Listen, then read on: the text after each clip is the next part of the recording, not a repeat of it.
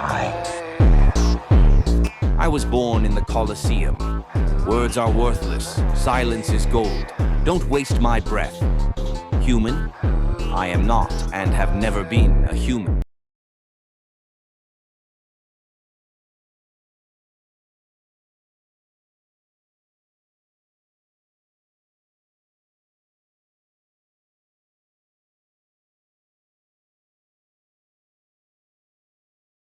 Never lose sight of an Ackerman while in battle. If you do yourself a favor. Turn around and run. Because once they set their sight on you and you can't see them, it's game over. You think you know danger. Never met anyone like them.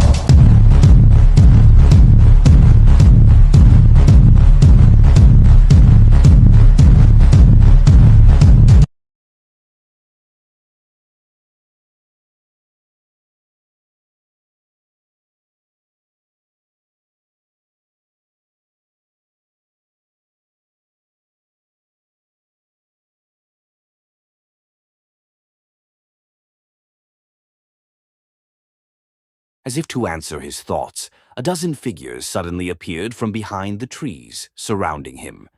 One of the ambushers took a step forward and smiled. "Sorry, Mongrel. No hard feelings, right?" The menacing figure in black armor stared at the young man for a few moments, and then an elusive but strangely familiar voice resounded from beneath the fearsome mask. "None whatsoever." Just a moment later, the ambushers obliged. All kinds of aspect abilities activated at once, turning the small clearing into a furious storm of deadly elements and steel. What happened next could only be described as pure carnage.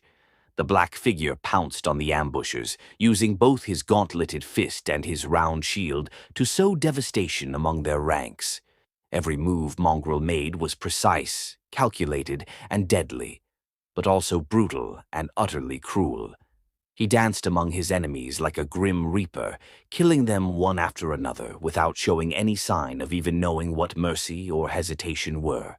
And when it was all over, the lone black figure was left standing alone amidst the bodies, covered in blood from head to toe.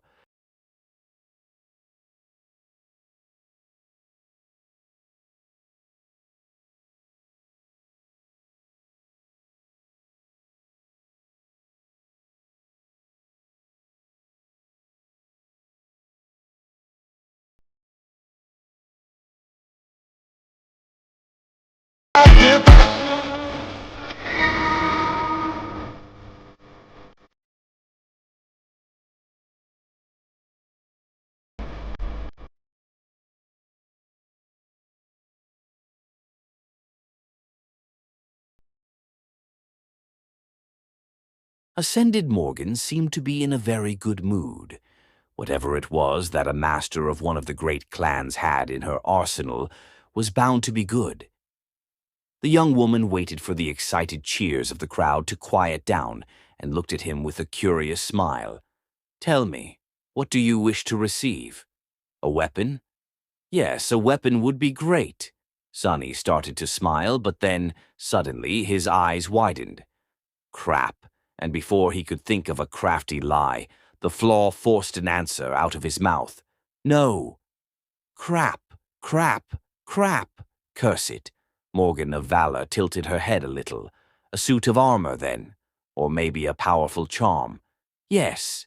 "Yes, both would be good." Sonny gritted his teeth, but the result was inevitable. He had no choice but to answer in a hollow voice.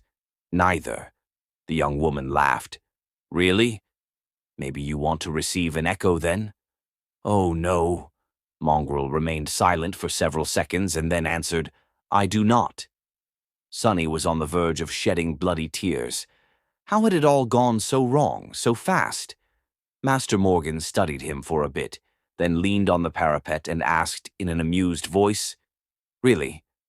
What do you want, then?" Sonny panicked. He obviously wanted to receive one of the rewards she had mentioned, but it was precisely because he did that Weaver's mask would not allow him to say it. He scrambled to salvage the situation and get at least something out of this disaster. Suddenly, a crazy idea appeared in his mind, And then, in front of countless thousands of people, Mongrel said something shocking. "You, Ascended Morgan, I want to duel you."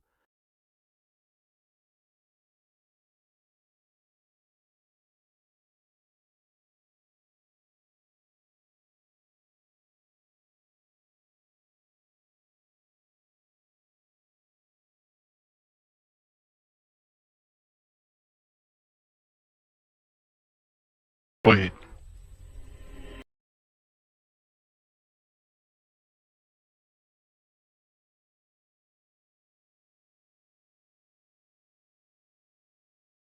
You, you don't remember what she looks like.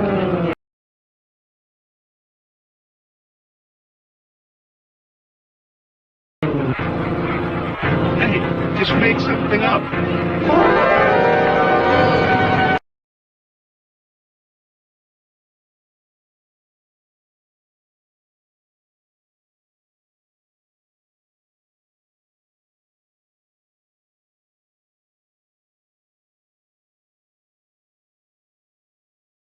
Sonny's bed trembled slightly, and he felt the wind blowing across the room. Still mostly asleep, he sighed and tried to pull the blanket higher.